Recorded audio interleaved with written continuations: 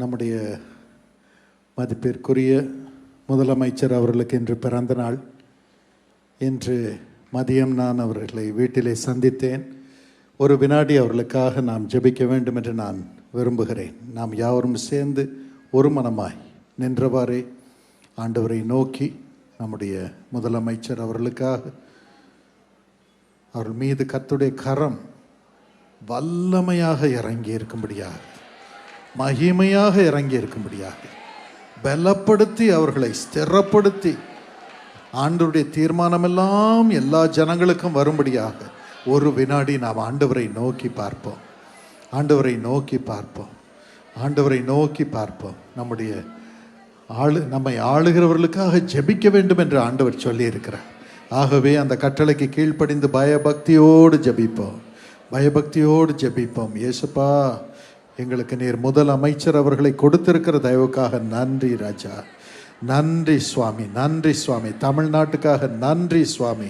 அதை ஆளுகிறவர்களுக்காக நன்றி சுவாமி. முதலமைச்சர் அவர்களுக்கு நீடித்த ஆயுளையும் நல்ல சுகத்தையும் ஆரோக்கியத்தையும் நிறைவாய் தாருமேசப்பா.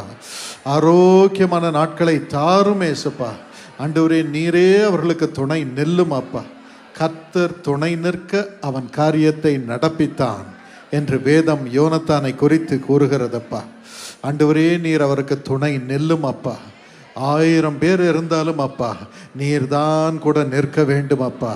வழி இதுவே, இதில் நடப்பீராக என்று சொல்லி சொல்லி சொல்லி அவரை நடத்தியர்களும் ஏசப்பா, நடத்தியர்களும் ஏசப்பா. எல்லா ஜனங்களுக்கும் பாக்கியம் உண்டாக, பொல்லாத தீங்கு தமிழ்நாட்டு மக்களை தொட்டாதபடி ஆண்டவனை பாதுகாக்கும்படியாக விசேஷித்த கிருபையை அவருக்கு தாருமேசப்பா. மனமிறங்கி கிருபை செய்யும் அப்பா.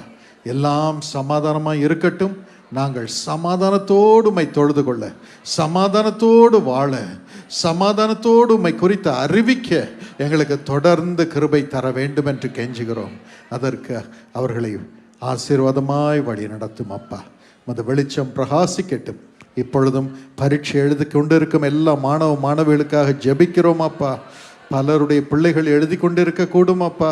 அவர்களை விட்டு விட்டு வந்திருப்பார்கள். அவர்களை எல்லாம் ஆசீர்வதித்து அவர்களுக்கு 100க்கு 100% மதிப்பெண்களை தாரும் ஏசப்பா.